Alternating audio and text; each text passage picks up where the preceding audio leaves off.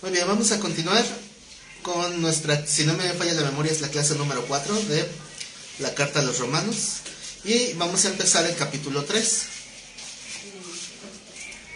Romanos capítulo 3, versículo 1.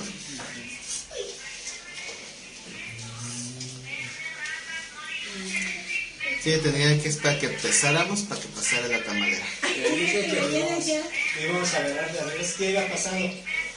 Y digo, pero esa viene de regreso. Justo cuando empezamos pasa la tamalera. En fin.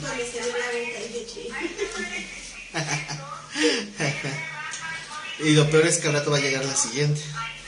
Pero bueno, vamos a tratar de concentrarnos en la predicación, bueno, en el estudio. Y prácticamente el primer punto que se trata en este capítulo es acerca de... empieza con dos preguntas retóricas que es sobre un mismo tema al final, ¿verdad? Dice, ¿qué ventaja tiene pues el judío? ¿O de qué aprovecha la circuncisión? ¿Hay alguna ventaja de ser judío? Porque recuerden que los judíos sienten que son una clase privilegiada. Y Pablo precisamente escribe esta carta con el primer propósito de quitarles esa idea, que no son una raza privilegiada, son una raza, por llamarlo de alguna manera, comprometida, ¿verdad? Entonces al que más se le da, ¿qué? Más se le pide. Más se le demandará. Entonces, de alguna manera, el hecho de que tuvieran la palabra se volvía un mayor compromiso de cumplirla. Porque la persona que no sabe, como lo hemos estudiado en clases anteriores, tiene cierta tolerancia de parte de Dios en cuanto a un castigo. Las consecuencias de lo malo seguirán siendo las mismas, porque lo malo siempre será malo. Pero Dios tiene un poquito de tolerancia en cuanto a un juicio. ¿Por qué? Por la ignorancia. Dice la palabra que los que no tienen la ley se hicieron ley para sí mismos, justificándoles o condenándoles sus razonamientos y sus propios argumentos. Entonces, de alguna manera hay una tolerancia que después Pablo va a retomar más adelante. Sin embargo, vemos que una persona que no conoció de la ley, bueno, tal vez no se le va a exigir de la misma manera. Así como tampoco se le exige de la misma manera a un inconverso que a un cristiano. ¿Por qué? Porque ya tienen la palabra. El problema con la mentalidad judía es que se sienten superiores al resto del mundo. No todos, obviamente, pero es una generalidad. Lamentablemente, muchos tienen esa idea. Por eso es que muchos judíos actualmente ni siquiera te dan la mano, ni siquiera te saludan. Porque sienten que no somos iguales. Me vas a pasar la salvación. Una vez conocí a un judío de aquí de Jardines de Morelos. Y me llamó mucho la atención su trabajo. ¿Sí se les conté a qué se dedicaba? Sí, que vendía carnitas. A vender carnitas. Qué irónico. Todavía está ahí. Y ahí sigue su negocio. Y le pregunté, oye, tú en tu fe, pues la carne de puerco es pecado, ¿no? O sea, si es pecado, ¿por qué la vendes? Y me dice, porque yo la vendo, mas no me la como. En verdad que para acabar con el pecado. Para acabar, no, para eso me la como yo. Hay que acabar con el pecado.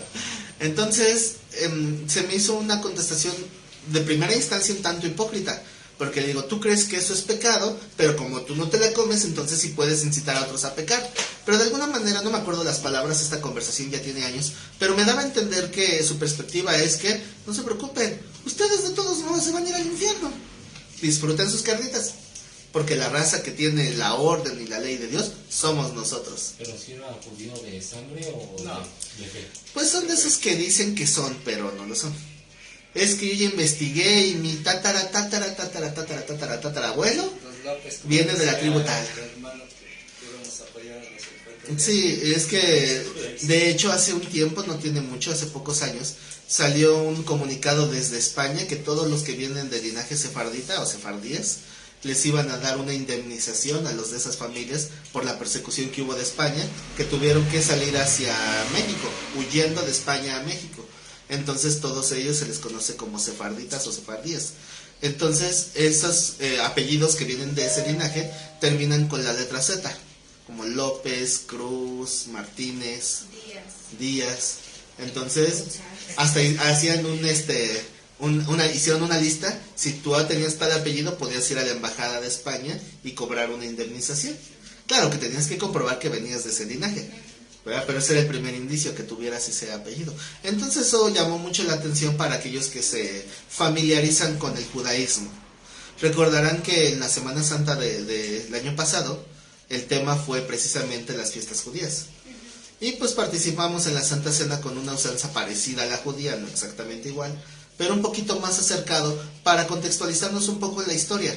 Sin embargo, mucha gente se me acercaba y me decía, no te vayas a judaizar, no te vayas a volver judío. Leo, ¿tú crees que me quiero esclavizar? O sea, cuando Cristo nos está hablando de una libertad y yo me voy a esclavizar a rituales que el mismo pueblo de Dios ni siquiera los pudo llevar al 100, sería absurdo. Pero increíblemente mucha gente sí lo quiere, porque tiene la idea de que esa es la forma correcta de rendir culto, a través de una religión. Fueron a invitarnos a que nos judaizáramos.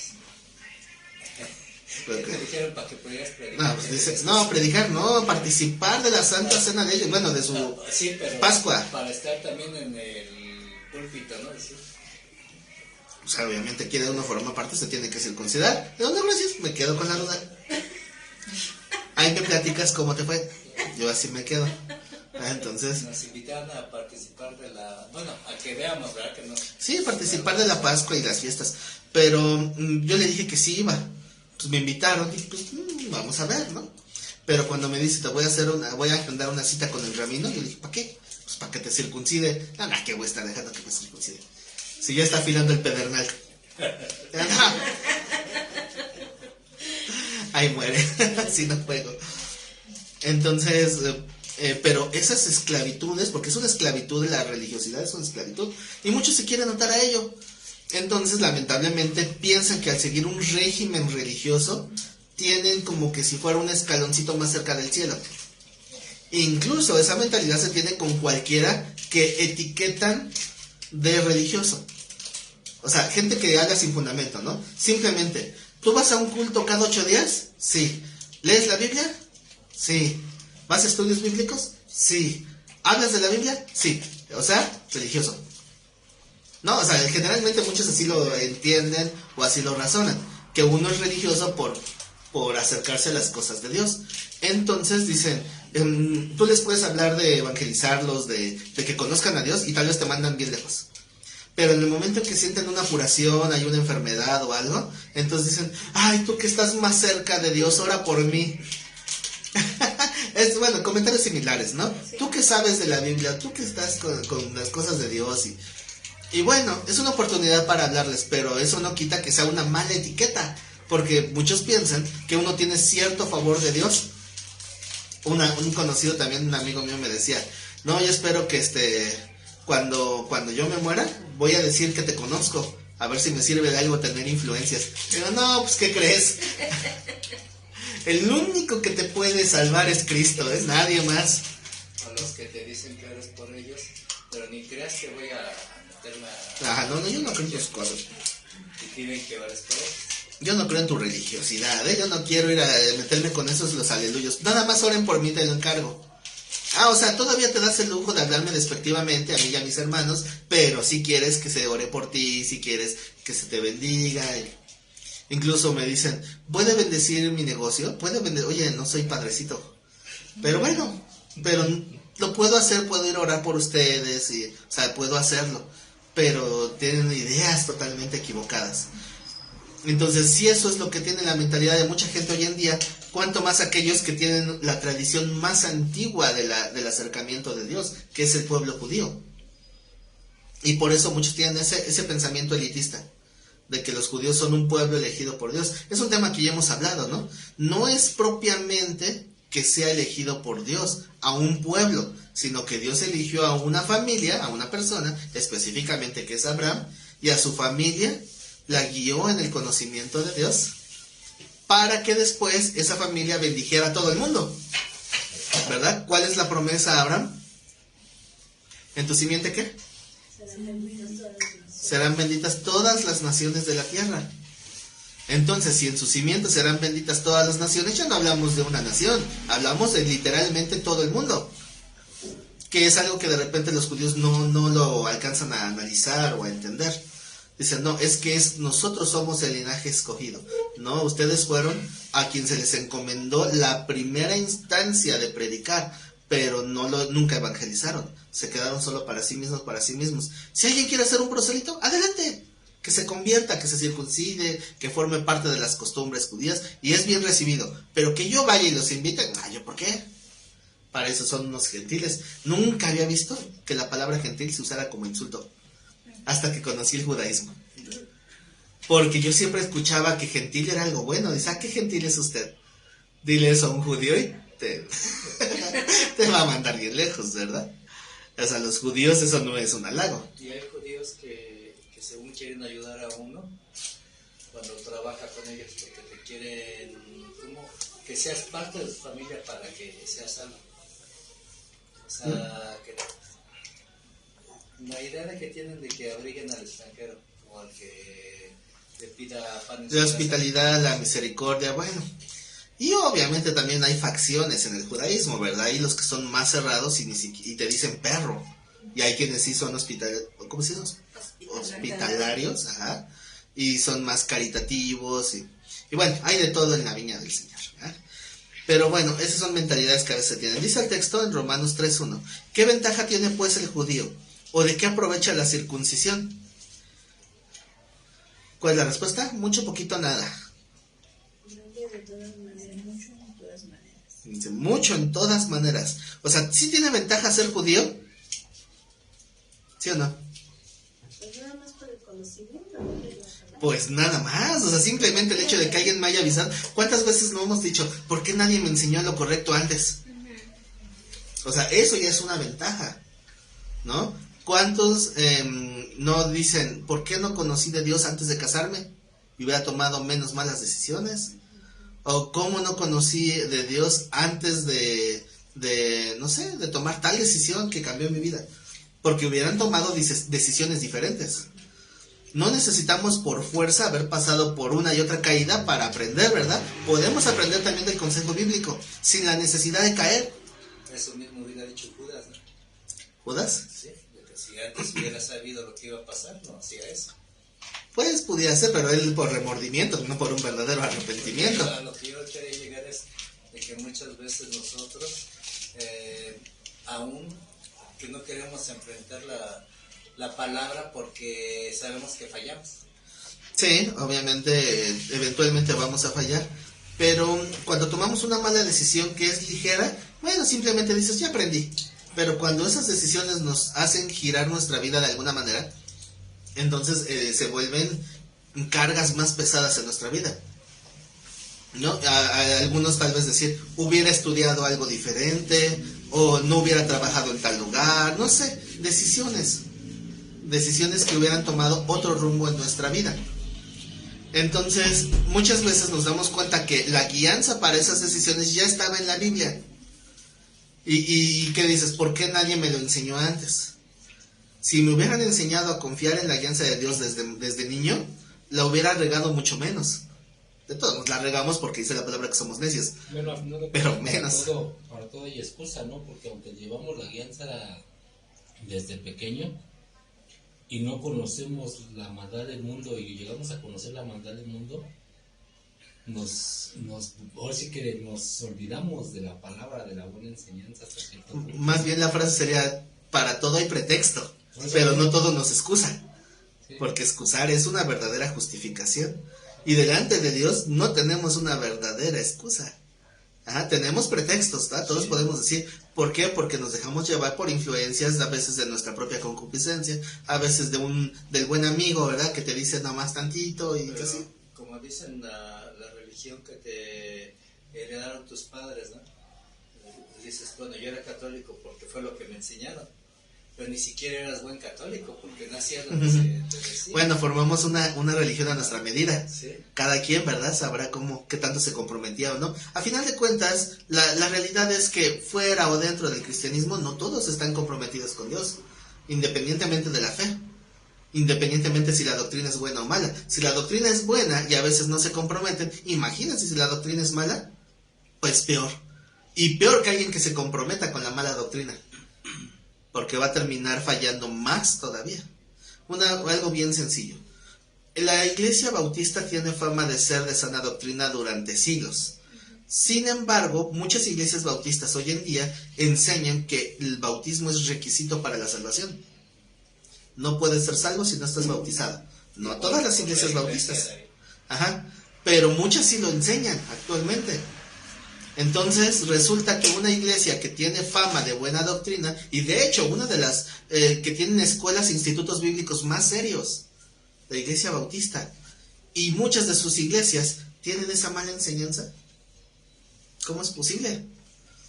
Y sin embargo, pues ahí está. Y pues eso nos llevaría al error.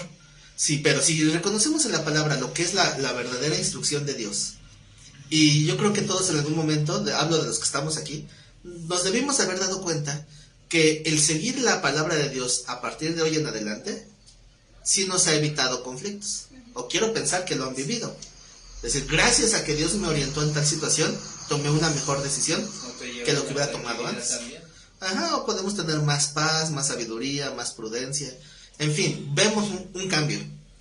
Ese es el punto al que se está refiriendo. ¿En qué aprovecha la circuncisión? O sea, ¿en qué aprovecha estar sometido al pacto de Dios? ¿En qué aprovecha haber nacido dentro de este pueblo o de esta familia que fue a donde se confió la palabra? Pues debería de haber aprovechado para mucho, porque ellos sí tuvieran eso que nosotros tal vez no tuvimos.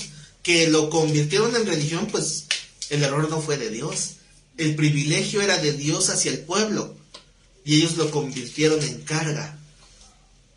¿Se acuerdan eso de que los violentos arrebatan el reino? Ahí es donde se aplica, porque dice, el reino de los cielos sufre violencia. Desde los días de Juan el Bautista hasta el día de hoy, pero no hoy, el día que Jesús lo dijo, eran un promedio de 3 años, había gente que convertía la gracia en cargas religiosas. ¿Quiénes son esos? Los fariseos, los escribas, los ancianos de la ley. Todos ellos empezaron a convertir la palabra de Dios en una verdadera carga. Entonces dice el Señor, ustedes ni entran ni dejan entrar a los que están entrando. A eso se refiere con el reino de los cielos sufre violencia, y los violentos, que se refiere a los fariseos, están arrebatándole el reino a aquellos que quieren entrar.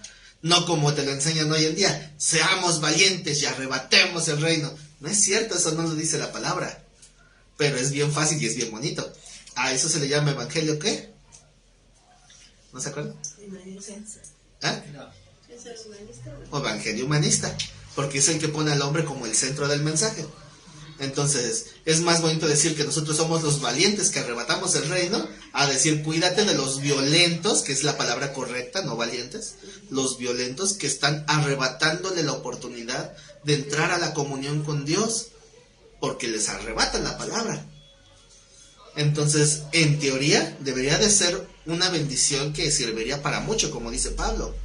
No, ¿por qué no lo fue? Por culpa de ellos y no de Dios. Recuerden cómo terminó el capítulo 2. Con eso, con que están arrebatándole el reino. Porque si tú que te dices guía de ciegos, maestro de niños, no sé qué tantas cosas. Dice, transgredes la ley, que dices que no hay que transgredir. ¿Cómo es posible? Entonces, obviamente es una referencia al mismo contexto, de que el nombre de Dios es blasfemado por nuestra culpa.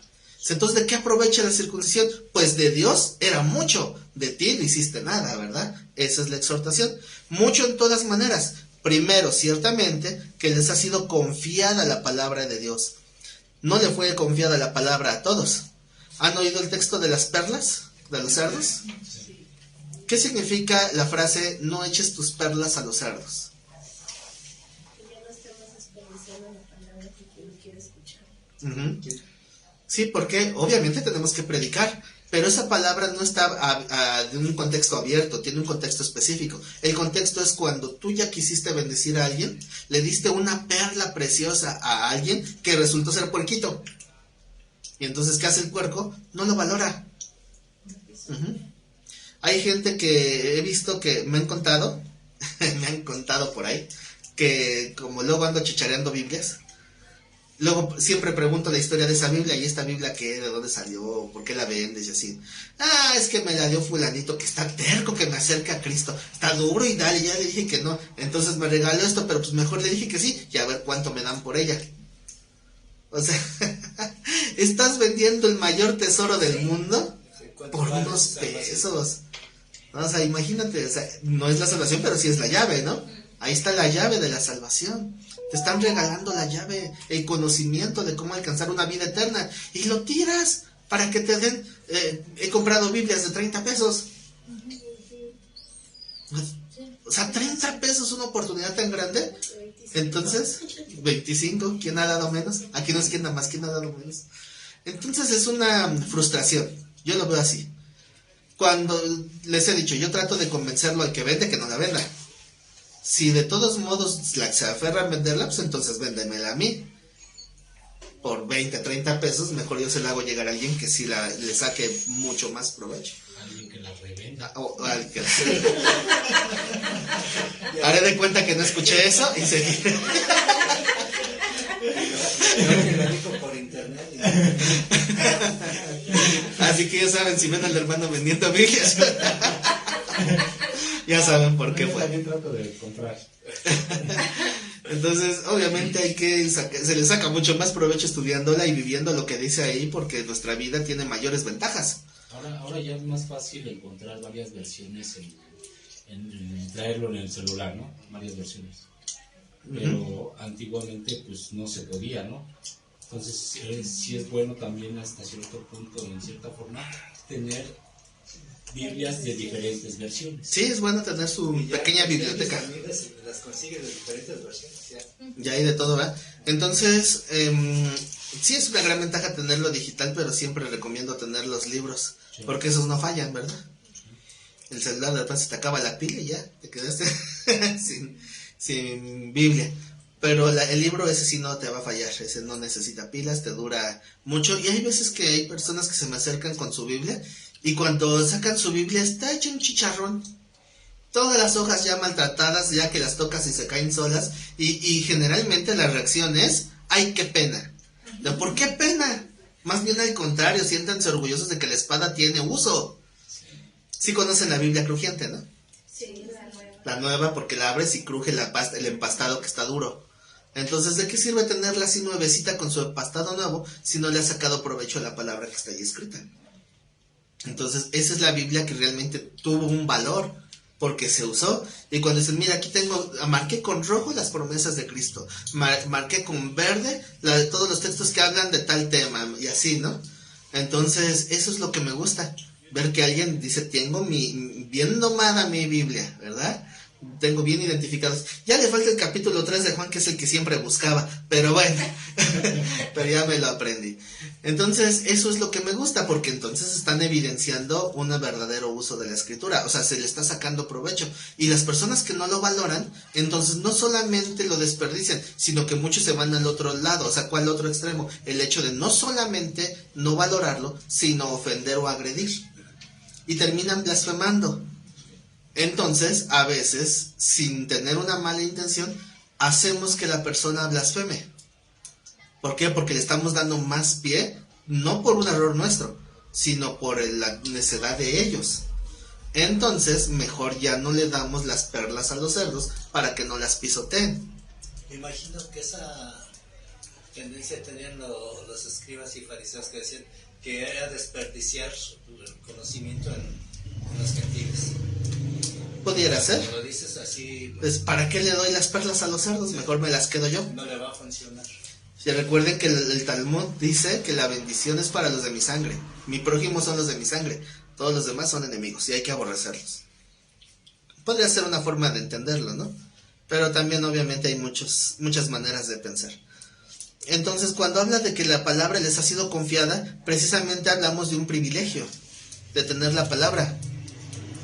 La palabra confiada significa, bueno, en el original es la palabra pisteuo. Pisteuo. En griego. ¿A qué palabra le suena que tiene su raíz? A fe. Ajá, de pistis, ¿verdad? Pistis en griego es fe y significa poner la confianza en algo. Entonces, aquí, ¿quién tuvo fe en quién? Dios en el pueblo. Dios en el pueblo. Aquí estamos hablando de la fe o la confianza que Dios le dio a una familia, que se volvió una familia de millones de personas, que es la familia de Abraham, para confiarles la palabra, para bendecir. ¿Cuáles son las promesas de Abraham? Ya vimos una, en tu simiente serán benditas todas las naciones. ¿Cuál otra bendición se le dio a Abraham? De él vendría el Mesías. Es la misma, en tu simiente serán benditas las naciones. La simiente dice en Hebreos que es de uno, ¿verdad? No de muchos. ¿Qué más? Hay otra que es importante. Que de él descenderían los reyes. No, bueno, sí, pero no me refiero a eso. ¿Qué otra bendición se le dio a Abraham o qué otra promesa? Bendito en tus generaciones, ¿no? También, pero es parte de la simiente. Tendrás descendencia como la arena del mar, aparte de lo que es linaje, todo lo que tenga que ver con linaje. También bendición. Bueno, la que yo quería que le atinaran es la bendición de que Abraham no iba a ser solamente bendecido, sino que él sería una bendición para los demás. Que dice, bendecirá a los que te bendigan, maldecirá a los que te maldigan, y tú serás bendición. O sea, esa promesa también la heredamos, porque hay un texto muy explícito que dice que al formar parte del pueblo de Dios, también formamos parte de las promesas de Abraham y de las bendiciones de Abraham. Por lo tanto, entonces, sí sería válido decir que nosotros debemos ser, nosotros como tal, una bendición para los demás. Ahora, la pregunta es, ¿somos bendición o prueba? O lija, ¿no? O lija. Bueno, cada quien pregúntele a su pareja. Y se darán cuenta. Todos tenemos que ser una bendición. ¿Por qué? Por esto mismo. Porque Dios depositó esa confianza. Es decir, tú vas a ser portador de mi palabra. Hay un texto por ahí. ¿Cuántos quisieron de los antiguos ver y oír lo que los discípulos vieron y oyeron? Y no pudieron. O sea, ¿cuántos hubieran querido entender tantas cosas del Mesías? O ver el cumplimiento de la llegada del Mesías. Nosotros ya lo dejamos en el pasado históricamente hablando. O sea, ya pasó históricamente. Ahora, tenemos esa confirmación. Vimos en la historia, obviamente, muchas promesas cumplidas de Dios. Nuestra fe debe ser más digerible que la de los antiguos. Los antiguos tenían fe en algo que vendría en el futuro. Nosotros tenemos fe en alguien que ya vino en el pasado y que prometió regresar. ¿Cuál es más fácil de creer? ¿En alguien que va a venir o en alguien que prometió regresar? Alguien que prometió regresar. Tan seguro es que nuestro calendario se rige en antes y después de Cristo. Entonces, tenemos esas promesas tan bonitas. ¿Cuánta gente está muriendo de depresión, de desesperación en las calles porque no saben ni a dónde acercarse? No entienden a Dios porque no lo conocen. Se sienten desamparados. Y tú que tienes la gran bendición de tener la palabra, ¿qué haces con ella? La guardamos para que no se maltrate la Biblia. Cuando tenemos un gran tesoro, nos fue confiada la palabra de Dios y los judíos desaprovecharon esa gran bendición. ¿Y para qué les sirvió a los de esta carta? Para presumir. Como muchos hoy presumen, yo soy cristiano, yo estoy cerca de Dios, a mí Dios sí me oye, a ti quién sabe. Se la chiqueado el chiqueado del Señor. Válgame Dios. ¿Será que existe tal cosa? No. Pero tal vez Dios escuche más a aquella otra persona que no tiene la palabra, pero tiene una fe genuina. Pero aquellos que tenían ese tesoro de poder llevar entendimiento de la palabra y se cegaron, ya me imagino cuando tengan que rendir cuentas. ¿Qué les va a decir el Señor a aquellos? Pedir la palabra. Por eso muchas veces cuando se presenta en una iglesia un predicador, se presenta cuando no se habla con soberbia del el gran siervo del Señor. Lo correcto muchas veces es decir, el portador de la palabra. Así muchas veces se presentan los predicadores, el portador de la palabra. ¿Qué tanto puede bendecir una predicación? Depende, ¿verdad? Es lo que, como dice, ¿no? La misma palabra es una espada de dos filos, porque tanto puede dar vida como puede salvar como puede matar, ¿no? Así es. ¿Cuáles son los requisitos para que una predicación te deje bendición? Un corazón. ¿Un corazón? Después. Un corazón abierto, ¿no? Un corazón contrito y humillado. Un corazón contrito y humillado. ¿Cuál decía? La exhortación. Exhortación. La consolación. consuelo, edificación. Ajá, entonces, podemos resumir para dos requisitos esenciales. Uno, que lo que se hable verdaderamente sea de respaldo bíblico. Eso es lo primero, ¿verdad? Porque si lo que una persona habla bien bonito, pero no es de Dios, pues no tiene valor. Lo que tiene valor es que sea solo de Dios sin que el predicador le ponga de su cosecha. Y el segundo requisito es el del oyente, precisamente el corazón contrito y humillado. El que haya una disposición. Puede haber la mejor predicación, la mejor hermenéutica, la mejor exégesis, pero la persona que escucha no está en una disposición de oír, de nada le va a servir. O al revés, puede ser un predicador que no tiene mucha exégesis, no tiene mucha hermenéutica, tal vez ni siquiera está familiarizado con los conceptos hebreos y griegos, pero leyó y entendió bien un mensaje y lo explicó. Muy sencillo. Tal vez simplemente aquí dice el Señor que hay que perdonar a los enemigos y tienes que perdonar, así de fácil. Eso ya es palabra de Dios. Así que si la otra persona tiene el oyente, sí está en disposición, eso ya le va a bastar para bendecir. ¿Cuál es la obligación del expositor de la palabra? Prepararse, tanto en estudio como en comunión. ¿Cuál es la responsabilidad del oyente? Disponer su corazón y poner por obra. Y estar en comunión. Sí, obviamente el estar en disposición de aplicar la palabra nos va a dar como consecuencia comunión. Porque si yo digo que oro y leo y todo, pero no aplico la palabra, dice el Señor que Dios no quiere oidores de la palabra. ¿Qué quiere? Hacedores de la palabra. Así que eso es lo que verdaderamente va a edificar. Es que pues les falta el amor. Así es y así será. Amén y amén. Entonces, es un privilegio. Por eso me saca de onda que de repente alguien me diga, como los invitados a las bodas, es que tengo que ir a probar una yunta, ¿no? Como decían los que fueron invitados a esas bodas. Así, es que tuve otra cosa que hacer. Es que tuve que ir a visitar a fulanito. Oye, te estás perdiendo de una oportunidad. No sabes si realmente Dios te estaba contestando algo que tú oraste en ese día que no fuiste al culto. O sea, no me explico. Señor, háblame. Iba a decir otra vez, pues si no me oyes. ¿No? O sea, muchos tal vez quieren que se abra el cielo así como Esteban y que vea la gloria del Señor descender y decir, uy, hijo, te lo merecieras, ¿no? Por ti. No, o sea, ¿cómo te habla Dios? En la comunión de la iglesia. Primeramente, ¿no? Porque ahí vas a escuchar la palabra, vas a escudriñar la palabra, se te va a enseñar a discernir la palabra. El objetivo de la iglesia no es solamente venir a escuchar, es venir a aprender cómo escudriñar la escritura.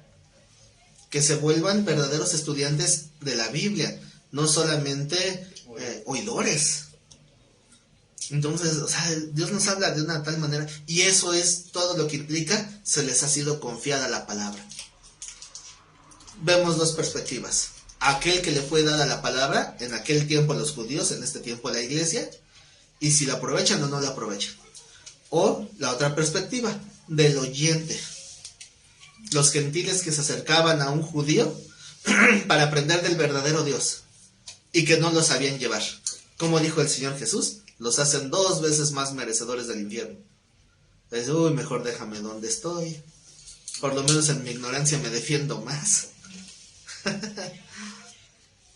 Y entonces, ¿de qué les aprovecha? De mucho, en todas maneras. Primero, ciertamente se les ha sido confiada la palabra de Dios. Pues ¿qué si algunos de ellos han sido incrédulos? ¿Su incredulidad habrá hecho nula la fidelidad de Dios? Cuando dice de algunos incrédulos, ¿a quiénes se refiere? ¿Judíos o gentiles? Judíos. Estamos hablando de judíos, ¿verdad? Sí. Dice, entonces, ¿qué pasa si algunos judíos no creyeron? Porque había perversidad aún en las mismas, ¿cómo se llaman? ¿Cómo se dividían? Tribus, facciones, Aún en sectas. diferentes tribus había perversidad en ciertos miembros, ¿no? Sí, entonces el problema fue de Dios. No, fue de ellos mismos que se alejaron. Por eso viene esa segunda pregunta retórica. ¿Su incredulidad de aquellos habrá hecho nula la fidelidad de Dios? Quiere decir, porque algunos no creyeron. ¿Eso está evidenciando que Dios falló? No. No, claro que no.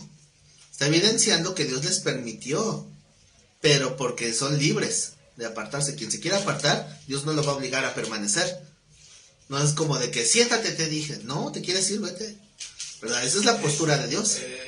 En las escuelas te das cuenta, cuando estás pequeño te obligan a estar. Y en la universidad, cuando tienes tú la intención de querer aprender, eres libre, te pones atención y te vas.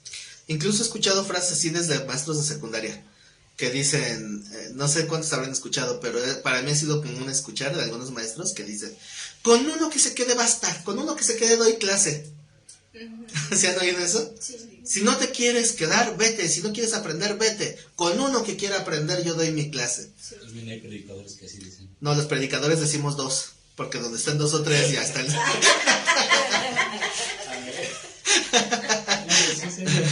Por eso. Con uno que esté, dice, yo predico. Ajá. El que está y yo ya somos dos. Sí, y el Espíritu Santo ya somos tres, ya estuvo. Entonces, yo mismo he dicho esa frase, ¿verdad? Con uno que venga el culto, con uno damos el culto. Y nos ha tocado con una o dos personas. Sí, ha pasado. Sobre todo después de fiestas, después de esos días, de esos puentes largos, ¿no? Fines de Yo me semana. peleaba con los pastores por eso. Decía, cada vez que suspenden actividades, para que se vuelvan a integrar es un problema. De 30 a 40, llegan 5 o 6. Entonces yo me enojaba con eso, porque querían hacer sus vacaciones, ¿no? Pues sí, por eso ya mejor les ponen el partido en el culto. Y van de mal a peor, ¿verdad? Bueno, entonces dice que si la incredulidad de algunos hizo nula la fidelidad de Dios, él mismo responde, de ninguna manera. Antes bien sea Dios veraz y todo hombre mentiroso, como está escrito, para que seas justificado en tus palabras y venzas cuando fueres juzgado. ¿Qué quiere decir? Que cuando te juzguen por tus convicciones, encuentres siendo inocente. No sé si se entiende esta expresión. O sea, cuando Dios dice que es algo, de cierta manera, y las evidencias parecen apuntar lo contrario, no quiere decir que Dios falló, quiere decir que tienes que juzgar mejor las cosas, ¿verdad? Es de alguna manera lo que está diciendo. Está haciendo referencia obviamente a un texto del Antiguo Testamento que dice así, ¿verdad? Para que seas justificado en tus palabras, es decir, que cuando se hable, las evidencias confirmen que no mentiste. O sea, es lo que trata de dar a entender esto. Dice el 5, y si nuestra injusticia hace resaltar la justicia de Dios, ¿qué diremos? ¿Será injusto Dios que da castigo? ¿Hablo como hombre? ¿Será Dios injusto por castigarnos? Bueno, yo escucho que de repente hay quien me dice, ¡qué injusto! ¿Verdad? ¡Qué injusto es la vida! ¡Qué injusto es Dios! Bueno, ¿Dios es injusto? No, ninguno. Dios no es injusto. Entonces, ¿es injusto que te castiguen? No. ¿Qué dice hermana Abigail? ¿Es injusto el castigo? Sí. Dice, no hablamos. Dice. Fíjense la perspectiva de un pueblo que juzga a la ligera, ¿no? Entonces, si nuestra injusticia hace resaltar la justicia de Dios, la pregunta es, ¿cómo se resalta la justicia de Dios en nuestra injusticia? Pues obteniendo el castigo, ¿no? Exacto. Entonces, para que digan los demás, ya ven cómo él lo castiga, es un mal padre. Al contrario, nuestra injusticia hace resaltar que Dios sigue siendo justo, porque nos da cuando nos tiene que dar con vara. Exacto. Aquí ya le tocó la vara. Sí. Yo creo que a todos en algún momento ya nos ha tocado. Pero qué necesidad, como le decía en la mañana, pero ¿para qué? ¿Para qué esperar al embarazo? Si te puedes corregir desde antes. Pues sí. Entonces, nuestra injusticia hace resaltar la justicia de Dios, y cuando eso pasa, ¿qué diremos? ¿Será injusto Dios que dio el castigo? Y todavía dice una frase un tanto irónica, hablo como hombre, ¿verdad? O sea, en mi naturaleza débil. En ninguna manera, de otro modo, ¿cómo juzgaría Dios al mundo? ¿Por qué hace una comparativa del juicio de Dios a la iglesia con el juicio de Dios al mundo? Por la concesión que le da la iglesia. ¿Qué concesión? que seamos portavoces de las buenas nuevas. En parte sí, pero no es el énfasis tanto en eso, sino en comparar cómo Dios va a juzgar, porque entra el espíritu Boanerges. ¿Cuál es el espíritu Boanerges? Que le caiga rayos. Manda fuego. ¿Se acuerdan los hermanos Juan y Jacobo que tenían el sobrenombre de Boanerges? Que decían, Señor, no te quisieron recibir, tú nada más dinos, danos la autoridad, y nosotros decimos que caiga fuego y los consuma. ¿Y qué dice el Señor? No saben de qué espíritu son. El mundo, o sea, los cristianos, muchos tienen esa idea. Ya castiga a este mundo pecador. ¿Por qué? ¿Sabían que la iglesia... Bueno, me voy más despacio, es que me acelero. ¿Cómo se despedía la iglesia del primer siglo, saben? ¿Con qué frase? Maranata. ¿Qué significa? Cristo viene. ¿Y para qué viene? Bueno, la pregunta interesante la respuesta interesante de Maranata es ¿qué reacción causa en el oyente? Si te dicen Cristo viene, ¿qué sentimiento te evoca?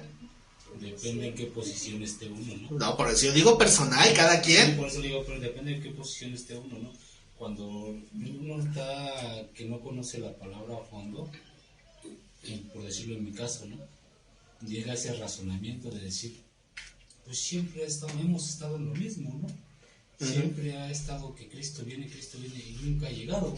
Y desgraciadamente llega uno a tener esa incredulidad, ¿no? Ahora que entiende uno la palabra, sí, que la asimila bien, entonces ya entendemos que sí, Él ya está pronto a venir y que ha retardado su venida por la misericordia tan Así grande es. que tiene, Se entiende, ¿no? cuando dicen Cristo viene, no es ya vino, va a regresar, pero ya vino. Bueno, pero la frase de la iglesia era esa, ¿no? Cristo viene. Entonces dicen en los comentarios que es alegría porque pues ya viene. Pero precisamente va a haber gente que va a decir no, que no venga. Como aquella hermanita de, ¿se acuerdan? Todavía no, señor, ¿por qué? ¿Por qué un cristiano diría todavía no? Porque sabe que anda mal. Entonces, ¿se acuerdan cómo termina la Biblia? ¿Cuál es la última frase de la Biblia? Sí, ven, Señor. Sí, ven, Señor Jesús, es un anhelo. La Biblia termina con una frase de anhelo, de que pasemos al siguiente escalón, que ya venga Cristo. ¿Qué va a pasar cuando Cristo venga? ¿Qué va a cambiar en este mundo? Pues nada más todo, ¿no? O sea, se va a acabar la corrupción, se va a acabar la delincuencia, se va a acabar el sufrimiento, se va a acabar la enfermedad, se va a acabar el dolor, o sea, ¿qué mejor cosa nos podría pasar en el mundo? Muchos le tienen miedo a la muerte, pero si viene Cristo y están llenos del Espíritu Santo, ni siquiera van a tener que pasar por la muerte, porque será una transformación inmediata. O sea, ¿no sería lo mejor que le pudiera pasar? ¿Por qué decir, todavía no? 5 poderosas razones. Sí. ¿Ah? Aquellos que temen la venida de Cristo es porque saben que necesitan cambiar y no lo hacen. Pero en cambio la iglesia de Cristo, la verdadera iglesia, anhela que ya venga el Señor. Entonces se va a resaltar esa justicia de Dios. ¿Por qué? Porque estamos esperando eso. O sea, a veces los ateos se contradicen en sus perspectivas.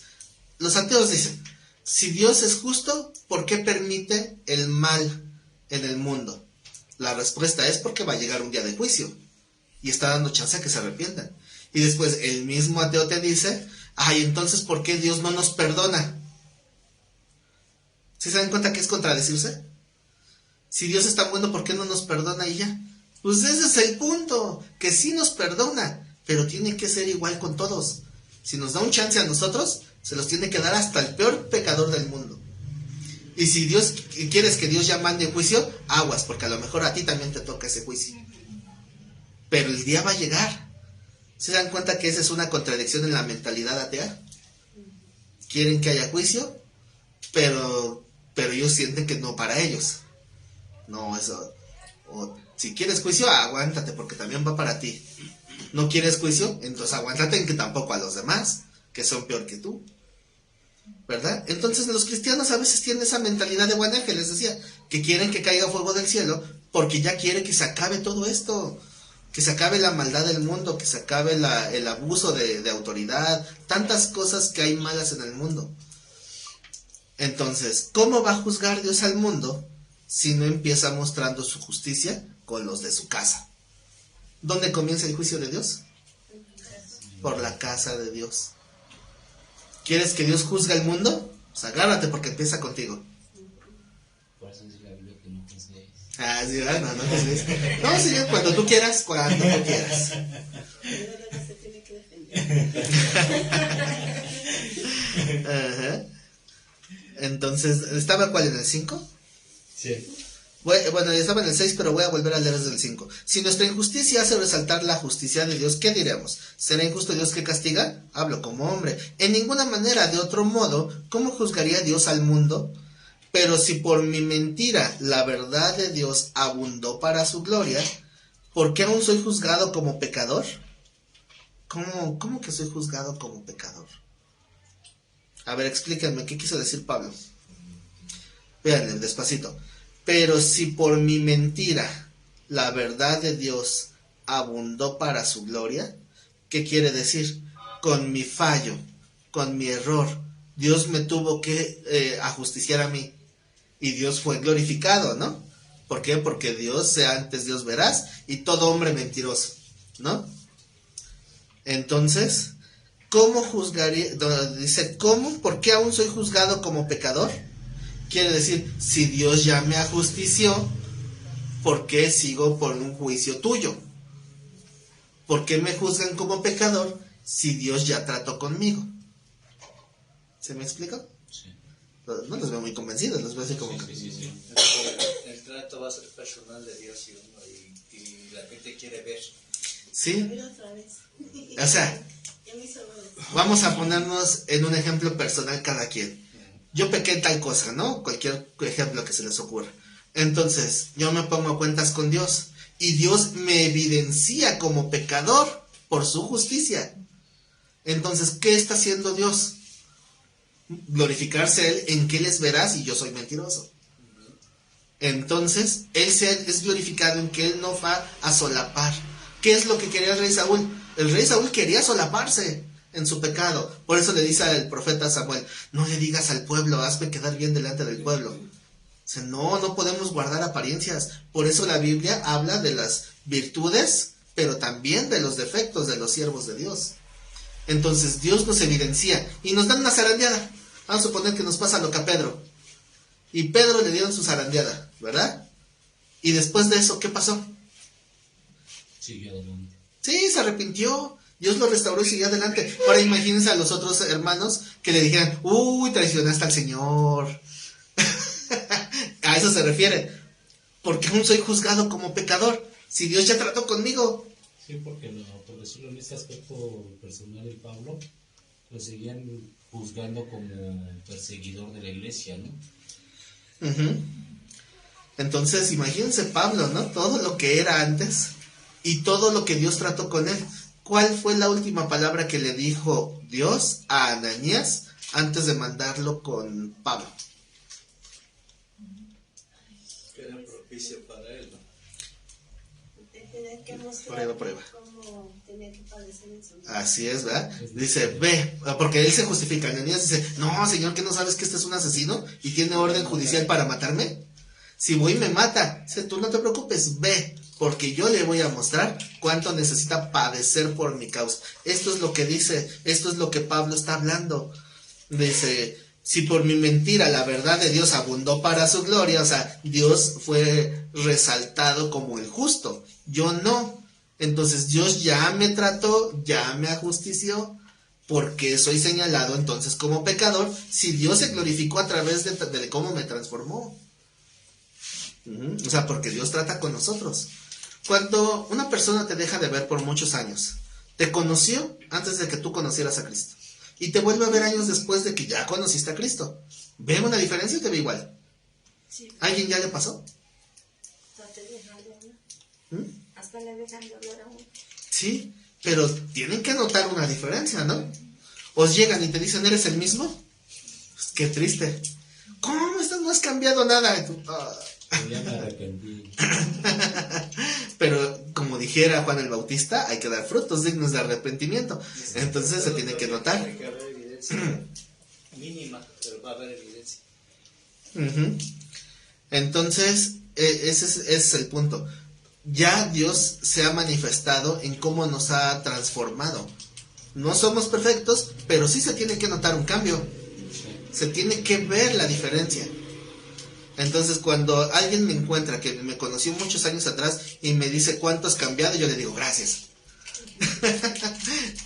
Porque quiero pensar que es para bien.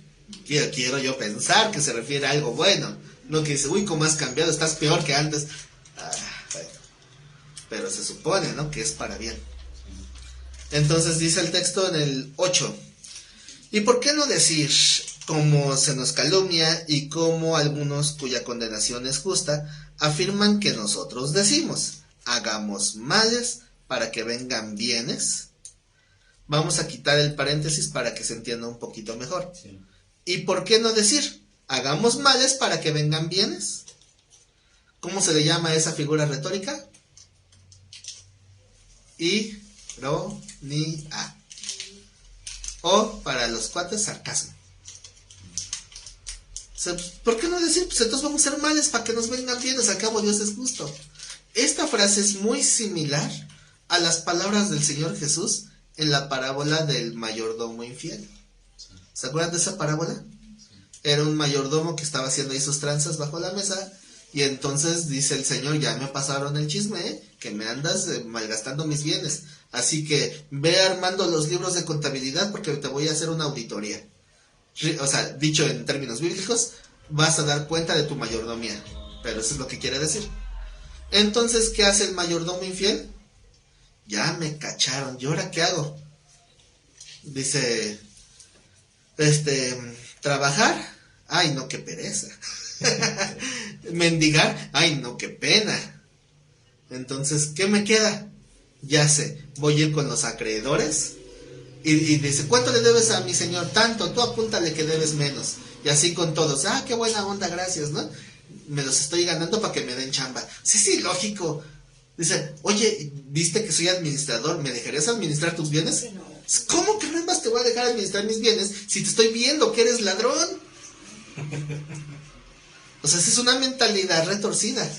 Y eso es la parábola. Y por eso el Señor dice, por eso yo les digo, dice el Señor con ironía, hagan amigos injustos a través de ganancias deshonestas, para que cuando éstas falten, los reciban en las moradas eternas. Es ironía, es sarcasmo. ¿Cómo crees que te van a dar el trabajo si estás fallando, si estás dando malas cuentas? Y es lo mismo que dice aquí Pablo con ironía, hagamos males para que nos vengan bienes, ¿verdad? ¿Qué es la aclaración del paréntesis? Como se nos calumnia, como algunos cuya condenación es justa. O sea, ¿qué quiere decir? Vámonos despacito. Primero, la gente nos calumnia, ¿por qué? Porque a ellos les va mal con justa razón. Ahí lo dice, cuya condenación es justa. Entonces ellos se justifican ¿cómo? Diciendo que nosotros tenemos esta manera de pensar. ¿Cuál manera de pensar? Que hagamos males para que nos vengan bienes. Dicho de otra manera, algunos pseudo cristianos dicen, ay, pues al cabo Dios me tolera porque pues soy su hijo y tú no, así que lástima por ti, porque yo soy su hijo y él sí me bendice aunque yo me porte mal, porque para eso soy su hijo. ¿Qué es lo que dice Pablo? Esto es una calumnia porque a ellos les va mal justamente, así que se justifican diciendo en que somos iguales. ¿Sí me explico? Pablo lo habla de una manera muy enredada, pero creo que no es tan enredado. O sea, si lo analizamos despacito. ¿Sí va quedando más claro? Ay, así que... Ahí va a estar grabado lo bueno. Lo bueno es que queda grabado. De todos modos, la próxima semana damos una repasadita, pero leve, por favor. Pero dice en el versículo 9, ¿qué pues? ¿Somos nosotros mejores que ellos? Parafraseando, ¿somos mejores los cristianos que los de afuera? O sea, ¿hay una diferencia entre nosotros? Pues no debería de haberlo, ¿verdad? De ninguna manera. No depende de qué cristiano, del que es o del que se dice. Porque el contexto que es de él, la jactancia de ser de Dios. La jactancia es decir, yo soy pueblo de Dios, tú no. A ese contexto se refiere. ¿Somos mejores que ellos? ¿No te acuerdas de unas personas que acababan de conocer a Dios y decían, los mundanos, así? Los que yo ya no me junto con los mundanos, nos quedamos. ¿Qué quieren o por qué lo dicen así? ¿No? Alguna ocasión una de esas personas decía, con una manera despectiva, ay, pobre de ti, es que tú todavía eres de este mundo, yo ya no soy de este mundo. Ay, ¿serás alguien o qué? O sea, si no te entienden a qué te refieres, ¿verdad? Y no te explica, pues menos. Sí, todo esto es para hablar del elitismo. Dios va a juzgar a todos, pero juzga primero a los de su casa. Y si Dios se glorifica, entonces ¿somos diferentes? No somos diferentes, ese es el punto. Dios nos trata igual a todos. Nada más que juzga más duramente a los de casa, porque tienen mayor responsabilidad. Ese es el resumen de todo esto que hemos hablado. Dice en el 9, ¿qué pues? ¿Somos mejores que ellos, que los gentiles? En ninguna manera, pues ya acusamos a todos. Es lo que dice el texto. Ya hemos acusado a judíos y a gentiles, que todos están bajo pecado. Todos están bajo pecado. Lo único que cambia es que les debía de haber aprovechado más a los judíos. En nuestro contexto, les deben de aprovechar más a los cristianos porque tienen la guianza de la palabra. Pero de ahí en fuera, somos iguales delante de Dios. Todos están señalados que están bajo pecado. O sea, al final de cuentas, siendo cristianos o siendo gentiles, seguimos siendo pecadores. Así es. Recuerden que en este contexto todavía no entra el tema de la salvación. Está hablando de calidad moral delante de Dios. No por ser parte del pueblo o ser parte de la iglesia, cambia algo. Cuando hablemos ya del plan de salvación, entonces ya es otra perspectiva. ¿Sí? Pero ahorita estamos hablando de que por tener conocimiento bíblico o no, nada más. Dice, están todos bajo pecado. Como está escrito, no hay justo ni aun uno. No hay quien entienda, no hay quien busque a Dios. Todos se desviaron, a una se hicieron ¿qué? Inútiles. ¿Se hicieron qué? Inútiles. Hasta les pesa decirla. Pero así lo dice. Estamos luchando, ¿verdad? Para ser siervos menos inútiles. Soy aprendiz de siervo inútil, por lo menos. Por lo menos. Pero así estamos todos, no se preocupen. Pero esta palabra de la cual está haciendo referencia no son ni sugerencias ni son pensamientos, son afirmaciones. Sí. O sea, no es yo creo que... No, está afirmando algo de Dios. ¿Cuántas afirmaciones encontramos? Número 1, no hay quien entienda. ¿De dónde tiene que venir el entendimiento? De Dios. La fe viene por el oír. Y el oír.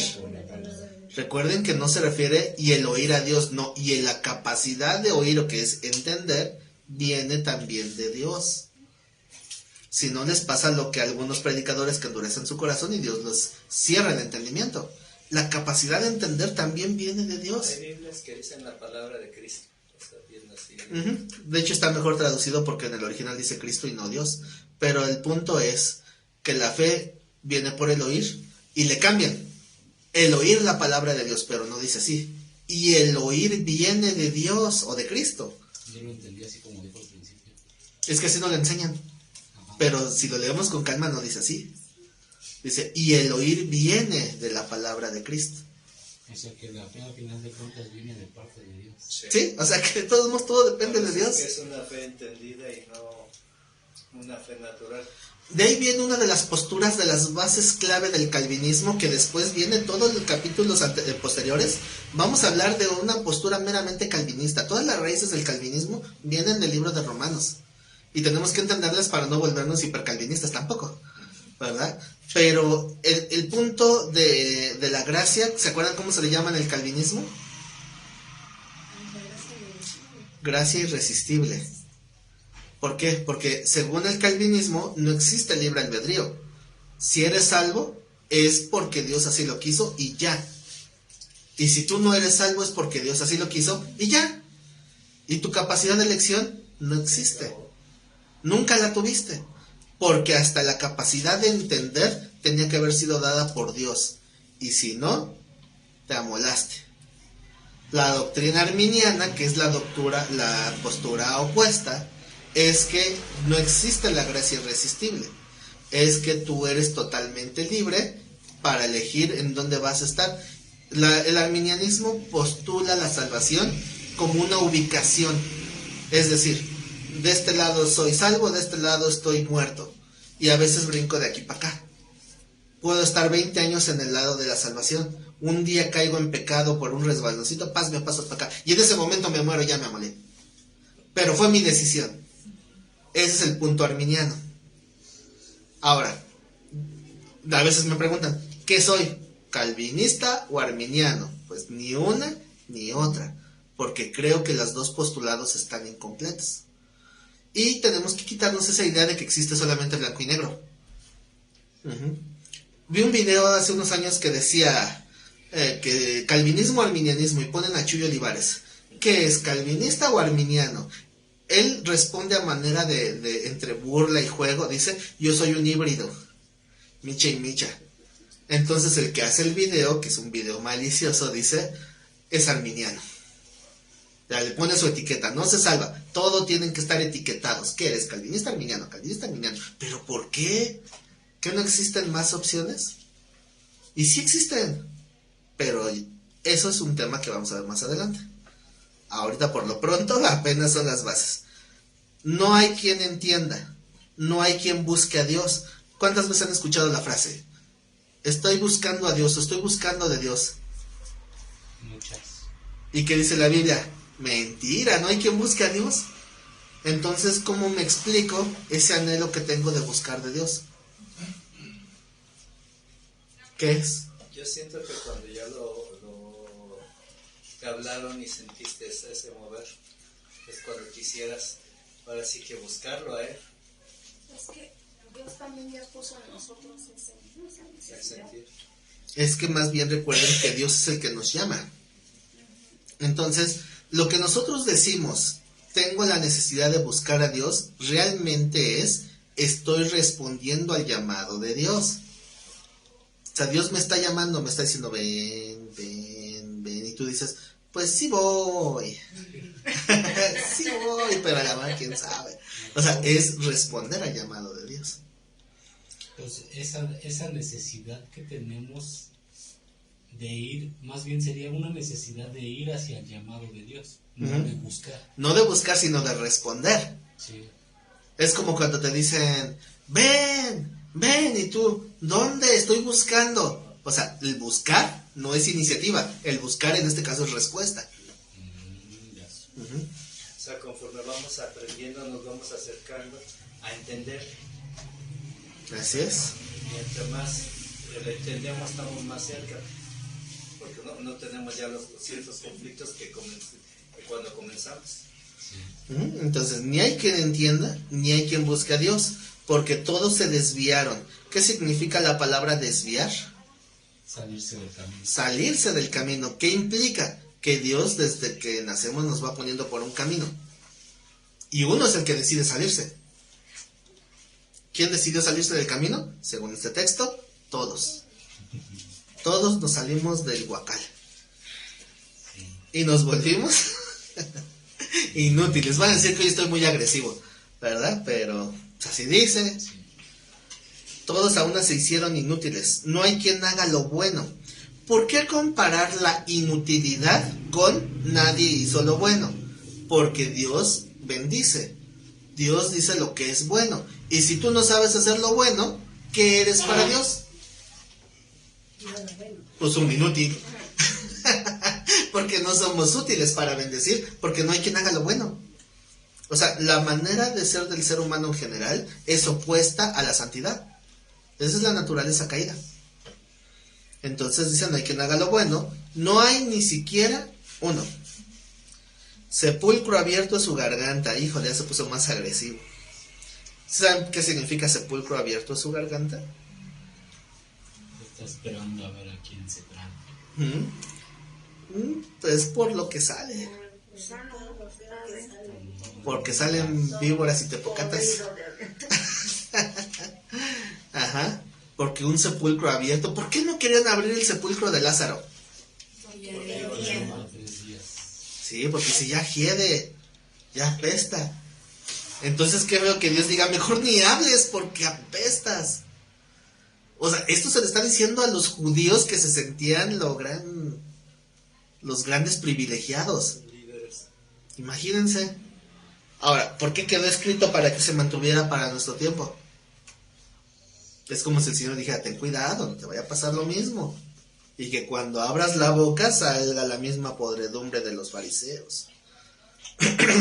Dice, con su lengua engañan, veneno de áspides hay debajo de sus labios. Su boca está llena de maldición y de amargura.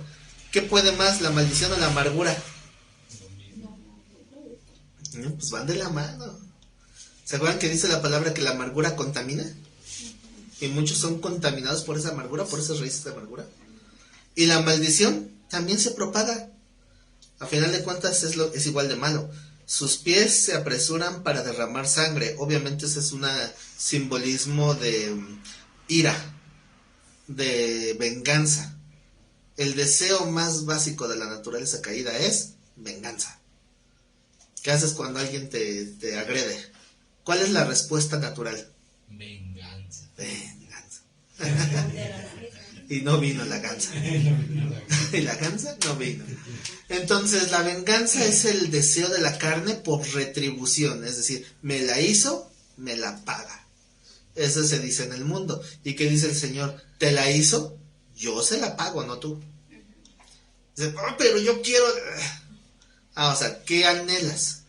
¿Han tenido esa sensación? Espero que no en el tiempo de cristianos, pero tal vez antes de haberse convertido a Cristo. ¿Alguna vez sintieron la satisfacción del desquite? Sí.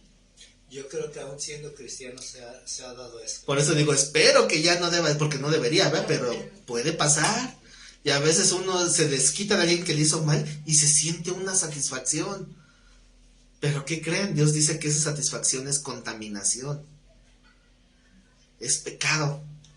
Eso que te agradó alimentó tu carne y te apartó de Dios. Deshonras a Dios con sentirte bien con eso.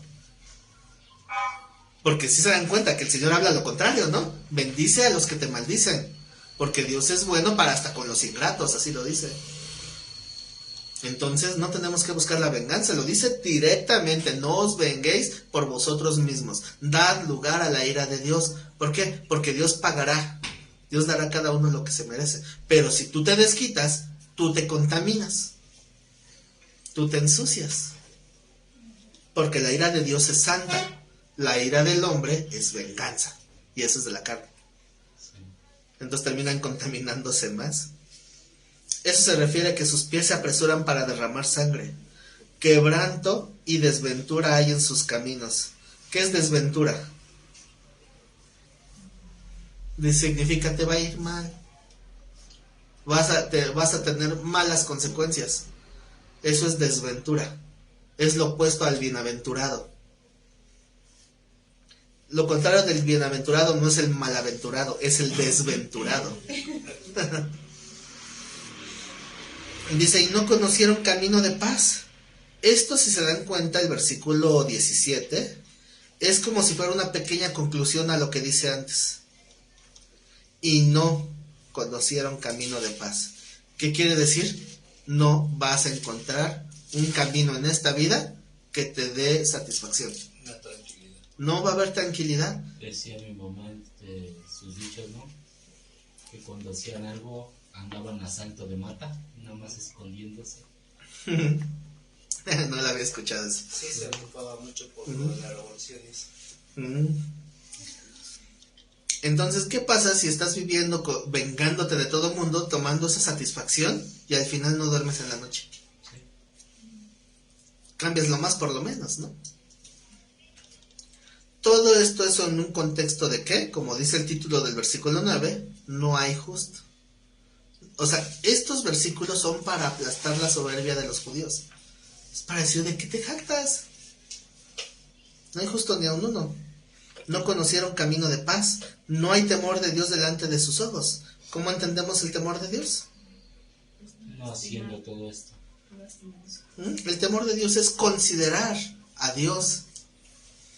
Recuerden que tener miedo de Dios o temor de Dios no es como un miedo a ser fulminados.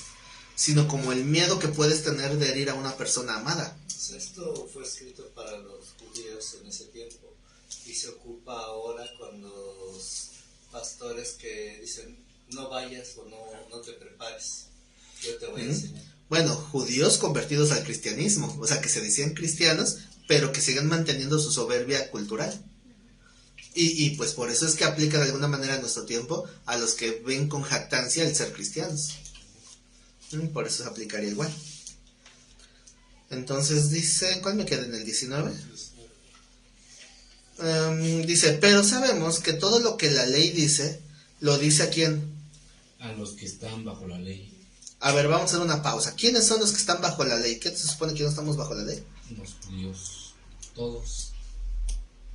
¿Todos sí o todos no? Todos estamos bajo la ley. ¿Estamos bajo la ley Ya no, Estamos bajo la gracia. o estamos bajo la gracia? estamos bajo la gracia, Estamos bajo la gracia, pero la ley no se... no se exime. Ajá. Ley es un gallo. Ujú. ¿Qué pasa cuando una persona quiere confiar su salvación a la ley? Se pierde. Esa es la mentalidad judía y eso es lo que tenemos que tener claro para entender el versículo 19. Sabemos que todo lo que la ley lo dice a los que están bajo la ley para que toda boca se cierre y todo el mundo quede bajo el juicio de Dios.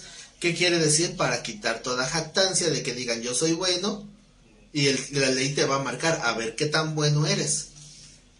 ¿Qué dice la palabra? ¿Qué dice la ley? De aquel que quebranta un mandamiento muy pequeño de la ley. Se hace transgresor. Se hace transgresor a toda la ley. Entonces, la ley, la Torah, viene a ser como una especie de evaluación y confrontación. Un parámetro, ¿no? Un parámetro. Para que vean que está mal. Ajá. Para que se juzguen, ¿no? Para que no andes de presumido que muy santo. A ver, dice ahí, para que la boca se cierre. ¿De quién? Del que se dice santo. A ver, aquí está la ley. Muéstrame qué tan santo eres. Y es lo que decía Pablo, ¿no? Que él se dio cuenta por la misma ley. Entonces la ley se volvió eso, una guía. Se puede decir que fue lo que le pasó también al joven rico, también se hizo transgresor de la ley. Pues sí, porque recuerden que en el joven rico se dividió la ley en dos. O sea, cuando dice, ¿cumples la ley? Él dice, ¿cuál ley? Él pregunta, ¿cuál? Y las que le cita el Señor en ese momento son todos los de la segunda tabla. Sí. Lo que tiene que ver con el prójimo, no robar, no codiciar, no adulterar. Todos esos son los que le cita. Pero no le citó ninguno de la primera tabla, porque ahí es donde estaba el problema. Y por eso el joven con toda la confianza del mundo dice, todo esto lo he guardado desde mi juventud. O sea, qué bueno. Nada más te falta una cosa. Tienes todo menos a mí. O sea, no tienes nada. Es que era como por obras, ¿no? La cual tenía. Sí, por eso dice, ¿qué necesito para tener vida eterna? A Dios. ¿Y qué dijo el rico? Pues a Dios. Quita a tu Dios dinero. ¿No dice el Señor que nadie puede servir a dos señores? Sí. A Dios o a las riquezas. ¿Y qué dice el joven rico? No voy a renunciar a mis riquezas, porque mi trabajo me costaron. Y rechazó la salvación. Deliberadamente y con todas las de a propósito. Porque fue confrontado en ese punto. Y dijo, prefiero mis riquezas a la salvación. ¿Esto qué evidenció? Aparte de su amor a las riquezas, también evidenció que su deseo de cumplir con la ley era meramente egoísta. De ese deseo de bendecir al prójimo era por guardar su propia imagen. Porque es lo que terminó evidenciando. Y por esa, ahora sí que por la principal fue que se hizo transgresor de toda la ley, ¿no? ¿Sí? Entonces, el mundo va de sentirse bueno. Recuerden que mucha gente se le habla de Dios y no quiere acercarse a Dios porque dicen, yo no necesito. Yo soy bueno, ¿no dicen? ¿Y qué dice Dios? Aquí con la ley, demuéstrame que eres bueno. Por eso dice las dos cosas. Para que por medio, dice, para que toda boca se cierre, hablando en la jactancia, y todo el mundo quede bajo el juicio de Dios, no bajo tu propio juicio. Los que se dicen buenos, son buenos bajo el juicio de ¿quién? De ellos mismos. De ellos mismos, porque ellos se juzgan buenos a sí mismos. ¿Y qué dice Dios? Tú te juzgas bueno, pero yo te juzgo como pecador. Dice, ¿por qué? Si yo no robo, no, yo no asesino, yo no hago nada Yo malo. ofrendo y me reúno los domingos en la ¿Sí? iglesia. Y entonces, ¿qué podría decir el Señor? Aquí está toda mi lista que tienes que cumplir para que puedas decir que eres bueno. En este sí, bueno, este no, bueno, pero ese es chiquito. No, pues ya, te amolaste. ¿Saben cuál es el simbolismo de la ley? Metafóricamente hablando, ¿con qué se compara?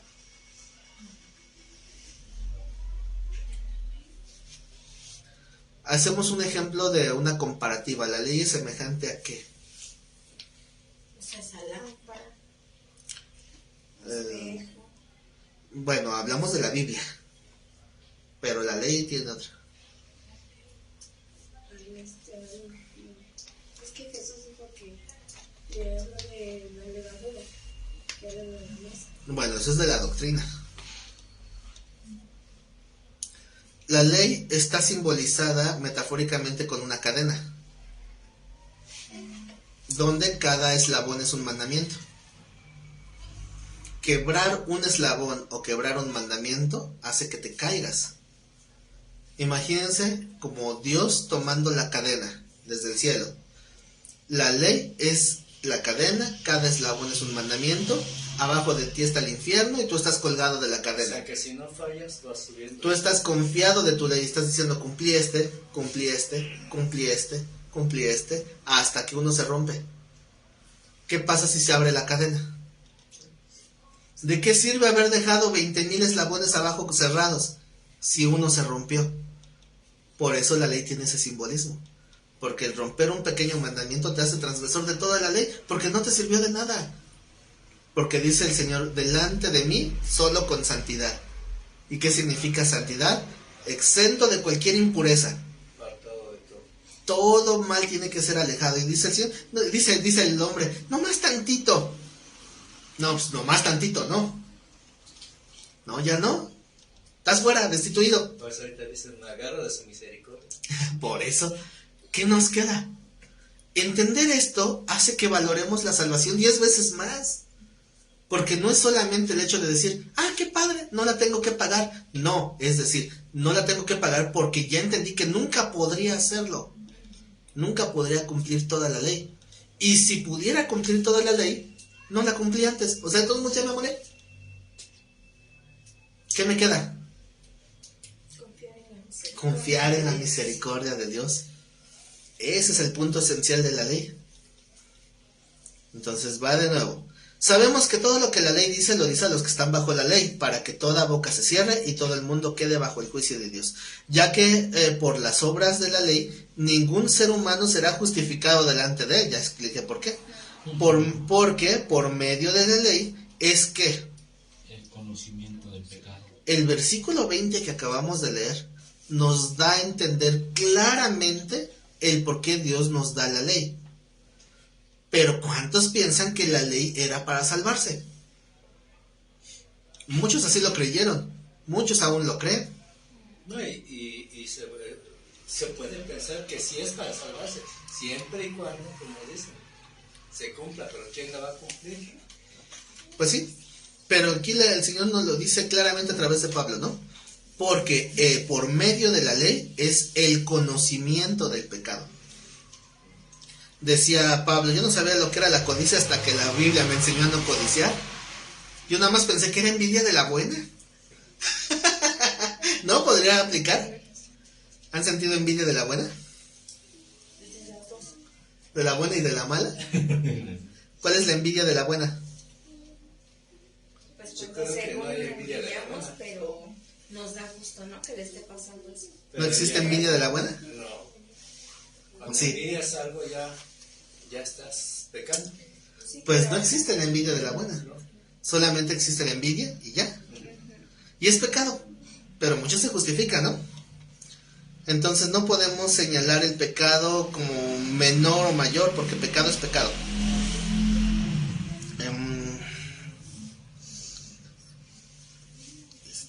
Entonces, ¿qué horas son? ¿Cómo vamos de tiempo? Ah, todavía me queda un poquito, ¿verdad? Me quedan como 2 horas. Ajá. Me quedan como 2 horas a fin que ahora no hay quien Hay espere. que hacerlo como acostumbrábamos antes del debate de la Biblia. Nos quedábamos hasta la 1, 2 de la mañana, varios, explicándonos que teníamos una cosa de otra y poniéndonos posturas. Era divertido. Es entretenido. Ahora no hay quien lo regañe en su casa, pastor. Así que, Sí, así que así hay chance, ¿eh? Pero mi hermano sí, ¿verdad, hermano? Hermana ¿Mande? Pati. Pero a usted sí, la hermana Pati. ¿De qué? Dice que no hay nadie quien regañe al pastor, le digo, pero a usted sí. A mí me golpean, pero no precisamente viene de ahí. Quien lo golpea es Dios, dice. dice, ¿dónde me quedé? En el 20, ¿no? En el 20. Ya que por las obras de la ley ningún ser humano será justificado delante de él, porque por medio de la ley es el conocimiento del pecado. o sea que la ley nada más fue una guía, ¿no? La ley solamente era una guía para entender, para identificar el pecado. ¿Qué debemos y qué no debemos? Ujú. Así es. Dice el 21. Pero ahora, aparte de la ley, como un medio de conocer el pecado, se ha manifestado la justicia de Dios, testificada por la ley y por los profetas. Fíjense cómo va girando el punto de la ley del Antiguo Testamento hacia el Nuevo Pacto, ¿verdad? Porque está diciendo, aparte de la ley, Dios se ha manifestado de otra manera. ¿Cómo? En su justicia. ¿Cómo se manifestó la justicia de Dios? Si la ley no lo pudo hacer, obviamente se va a introducir la obra de Cristo, ¿verdad? Sí. Entonces se ha manifestado la justicia de Dios testificada por la ley y por los profetas. La justicia de Dios por medio de la fe en Jesucristo. Para que todos los que creen en Él, porque no hay diferencia por cuanto todos pecaron y están destituidos de la gloria de Dios. Entonces, esto es redundar en el punto que ya hemos visto antes, ¿verdad? Que todos están destituidos o estábamos destituidos de la gloria de Dios. Entonces, está diciendo de alguna manera que ahora se ha manifestado algo que realmente no era nuevo. Recapitulando, antes se manifestó la ley y lo entendieron mal. No era para salvación, era para conocer el pecado. Y ahora se ha manifestado algo. ¿Qué significa manifestar?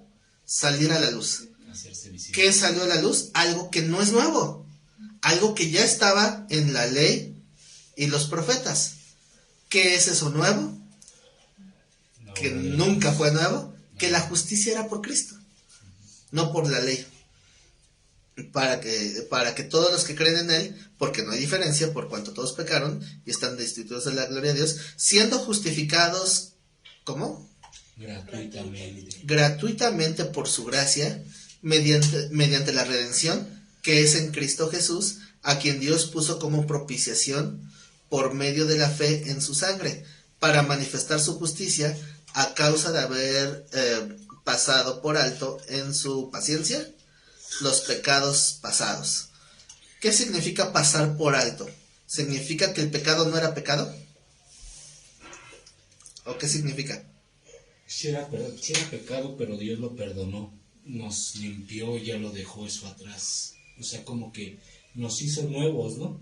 Nos dio esa nueva oportunidad. Sí, entonces recuerden que hay una palabra importante que es propiciación. ¿Qué significa propiciación? Es hacer apropiado, ¿verdad? ¿Se acuerdan del que estaba orando, que estaba el fariseo y el publicano? Y el fariseo decía, ay, gracias que no soy como aquel pecador. Y el publicano ni siquiera quería alzar la vista porque se sentía culpable y decía, Señor, sé propicio a mí, que soy pecador. Entonces, ¿por qué sé propicio a mí? Significa, tú tienes que hacer hacer los elementos que sean necesarios para que tú y yo estemos juntos y que no me muera. O sea, eso es hacerlo propicio. ¿Cuál es el ambiente propicio para que crezcan los hongos, por ejemplo? La humedad y oscuridad. Humedad y oscuridad. Entonces es un ambiente propicio, ¿verdad? Por eso los honguitos salen en los piecitos, porque se da el ambiente propicio. Tal vez es un ejemplo burdo, pero ¿cuál es el ambiente propicio para que se manifieste Dios? Santidad, es lo que dice tajantemente la Biblia. Pero resulta que es imposible que el hombre haga eso propicio, porque visualizamos la santidad como una limpieza, ¿Cómo puedes limpiar algo que es sucio o sea, de todo a todo? No puede. ¿Han intentado limpiar con un trapo sucio? Sigue sucio, porque tienes que lavar el trapo, ¿verdad? Resulta que ese trapo somos nosotros y no nos podemos lavar solos. ¿Cómo me limpio si tú no me limpias, Señor? Sí. ¿Cómo puedo hacer yo para que sea propicio? ¿Qué dice el Señor? No se puede. Por eso la oración es: tú sé propicio a mí, porque yo soy pecador. Tú eres el que puede hacer algo. Yo no puedo hacer absolutamente nada. Entonces, ¿cómo logró la propiciación Dios? ¿Cuál fue la estrategia, el plan brillante de Dios? ¿Cómo comenzó este plan, saben? Fue planeado desde antes de la fundación del mundo. Pero ¿cuál fue el primer movimiento en esta estrategia?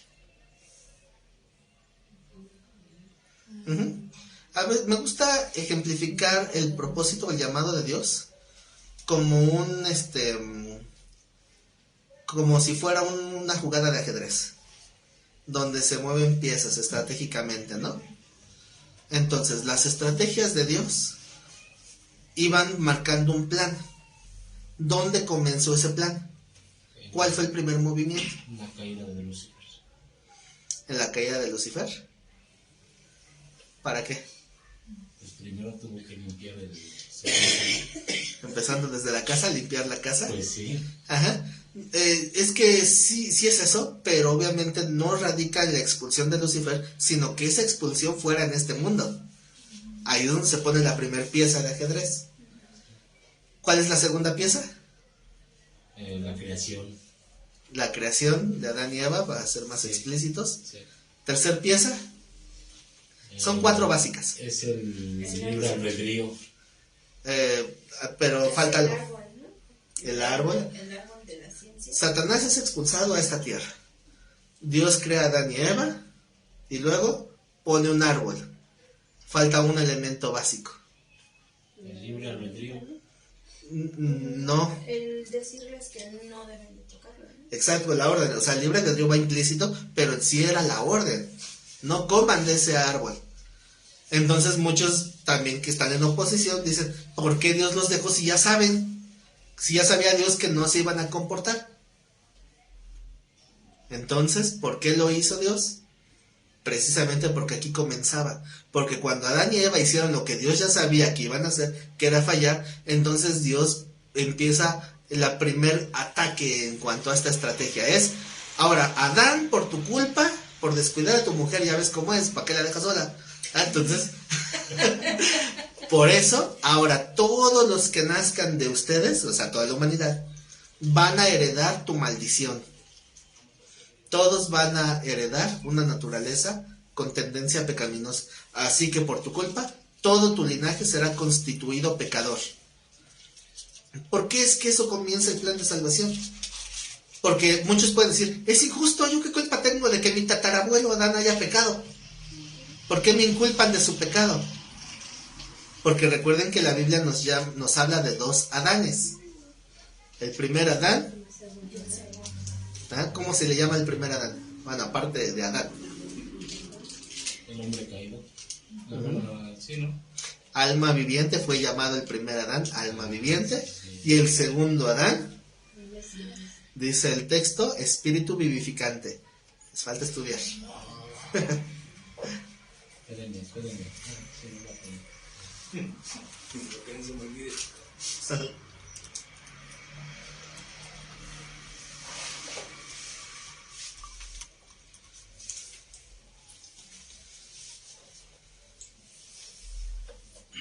Y adelantándome para que antes de que me digan: ¿y dónde está? Es 1 Corintios 15:45. Iba a preguntar al hermano. Vamos a preguntar, ya ves. Alma viviente. No, pues Es que conozco a mis ovejas. 1 Corintios 15:45.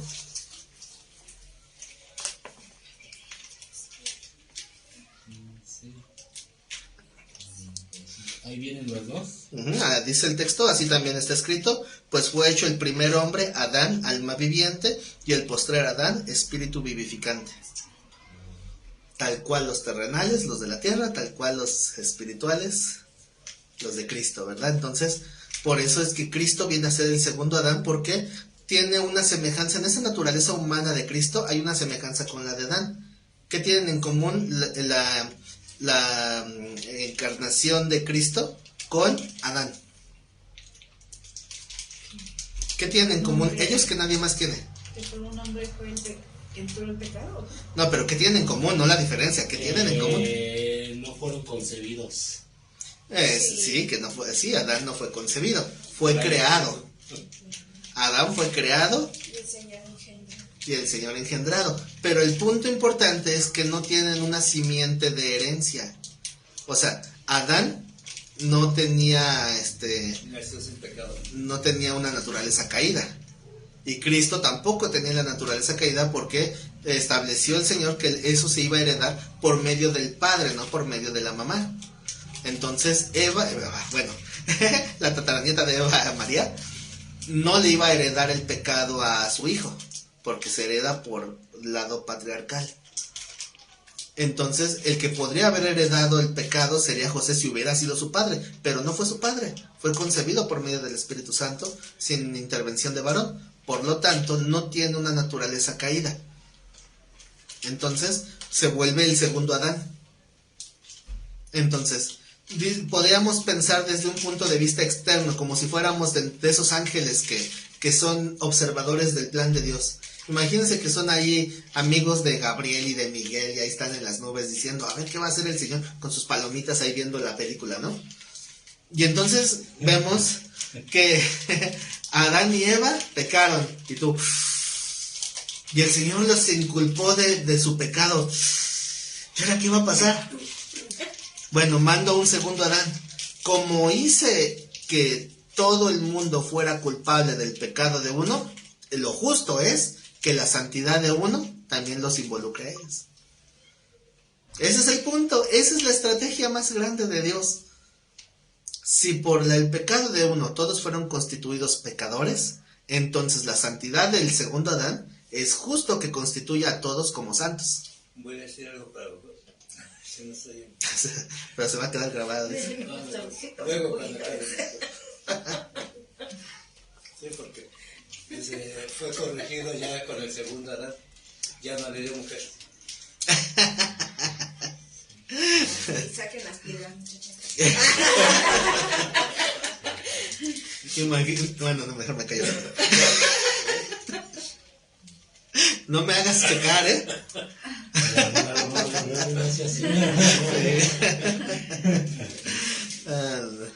Bueno, es broma, ¿eh? Pero pues dice que qué malas serán las suegras que Cristo no tuvo una. Bueno, es broma, ¿eh? Bueno, la diferencia entre Cristo y Adán es que Adán no tuvo ombligo, ¿no? Vamos a empezar ahora con él. Eso, ¿eh? Bueno, vamos a empezar la doctrina ombliguista y la no ombliguista. Bueno. ¿Dónde nos quedamos? ¿En qué texto íbamos mejor? En el 21, ¿no? Sí. 21, ¿verdad? Pero No, ahora... No, 24. Ahí está, ya vamos más adelante y aquí en regreso. Siendo justificados gratuitamente por su gracia, mediante la redención que es en Cristo Jesús, y a quien Dios puso como propiciación por medio de la fe en su sangre, para manifestar su justicia, a causa de haber pasado por alto en su paciencia los pecados pasados. Nos quedamos analizando la palabra propiciación. Ahora, algo también que quiero dejar en claro, porque también es una mala doctrina muy común, es que la fe es la que salva. Y si leen con cuidado, la fe no salva. La fe aquí lo llama un medio. Es un medio para alcanzar salvación, pero no es lo que salva. Porque si la fe salvara, entonces no importaría en qué tengas fe. Entonces, si tú tienes fe en una imagen, ¿te va a salvar? No. Pero si tienes mucha fe, No. ¿ni en la Rosa de Guadalupe? No. aunque tengas calor y te llegue ese vientecito de... No podemos ser salvos por la fe sola. Pero el texto, si se dan cuenta, no podemos quitarle su contexto. Y ahí nos dice que es la propiciación. ¿Cómo fue la propiciación de Dios? Por medio de la fe en su sangre. Y cuando hablamos de la sangre de Cristo, obviamente hablamos de la obra de la cruz. Porque a eso hace referencia. No es nada más que su sangre tuviera algo en su genética. No, nada que ver. Porque por eso me cubro con la sangre de Cristo. No, ¿verdad? Son malas doctrinas. La fe es el medio para salvarnos, para hacernos propicios, si nosotros confiamos en la obra de la cruz. Es lo que va implícito, por medio de la fe en su sangre, para manifestar su justicia, porque Dios no puede dejar impune el pecado, ¿sí? No. ¿Qué hace con el pecado? Castiga. Lo castiga. Entonces, ¿quién tomó el castigo? Cristo. Y así se hizo manifiesta su justicia, a causa de haber pasado por alto en su paciencia los pecados pasados.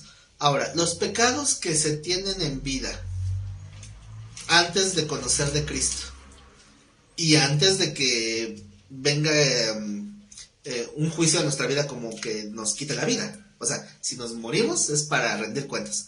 Pero si Dios nos ha permitido vivir un tiempo en pecado sin que nos caiga un rayo, a eso se refiere. A que está pasando por alto esos tiempos en que estuvimos pecando impunemente. ¿Por qué? Porque es paciencia, es tolerancia de Dios. Porque si Dios no hubiera tenido esa paciencia contigo, tampoco la tendría ni conmigo ni con nadie más y hubiera acabado con la humanidad. O sea, similar a lo que dice que Dios hace salir el sol sobre buenos y malos, sobre justos e injustos. O sea, lo mismo, la paciencia es para con todos y la misericordia también.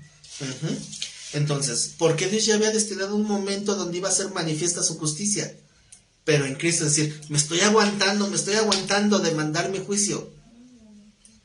Ahora, ¿han visto el panorama dispensacional? ¿Cómo se dividen las etapas en dispensaciones? Quiero pensar que sí, pero tal vez no se acuerdan. No. Sí, lo vimos Lo malo que no se grabó, ¿verdad? en el estudio, ¿no? Sí. Hay una materia que incluso es las 7 dispensaciones. Obviamente hay unas posturas teológicas que no son dispensacionalistas, le llaman teología del pacto. Yo no creo que se contradiga la teología del pacto y la teología dispensacional, pero son cuestiones de perspectivas teológicas. A final de cuentas, yo veo o yo quiero basarme en ese modelo dispensacional porque para mí tiene una cuadratura bíblica, en que Dios da una orden, esa orden falla, pero no porque Dios falle, sino porque evidencia la debilidad del hombre y va generando un propósito central. El primer mandamiento es, no comas de ese fruto, hablando en orden cronológico. ¿Qué hacen? Fallan. Entonces viene un juicio que es la expulsión. Fuera de ahí dice, yo pondré enemistad entre las dos simientes. Para que, dice, uno le herirá la cabeza y el otro el calcañar y establece una enemistad.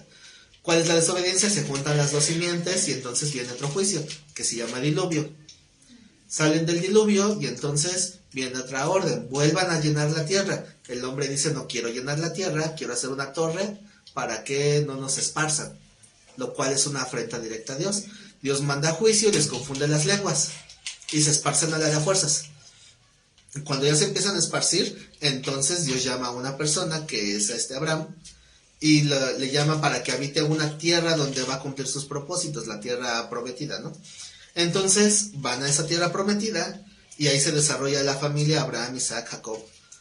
Pero resulta que en los tiempos de vacas flacas huyen a Egipto y ya no cumplen con la orden. Se quedan en Egipto y no habitan la tierra que Dios les dio. Entonces viene otro juicio que se llama esclavitud. Los hacen esclavos en Egipto. Entonces Dios llama a otra persona llamada Moisés. Dice, ahora, sácalos para que entonces sea manifestada mi ley. Este es el punto crucial de la historia. ¿Por qué? Porque hablamos de mucho tiempo donde ya había pecado, pero sin ley no sin culpa de pecado. Entonces dice el Señor, llegó la hora. Como dijeran por ahí, vamos a poner las cartas sobre la mesa. O sea, ¿cuáles cartas? Génesis, Éxodo, Levítico, Números y Deuteronomio. Y vamos a ver qué es lo que yo quiero para ver qué es lo que tú me ofreces en cuanto a ese cumplimiento, ¿no? Resulta que el hombre no puede ser salvo por sus propios méritos, porque es lo que hemos estado hablando esta última hora. Entonces, como nadie puede ser salvo y la paga del pecado es la muerte, y la ley nos señala como pecadores, ¿qué queda? Quedaba en ese momento histórico un juicio final, un juicio de muerte eterna. Entonces ahí es donde se manifiesta la estrategia que estaba desde Adán.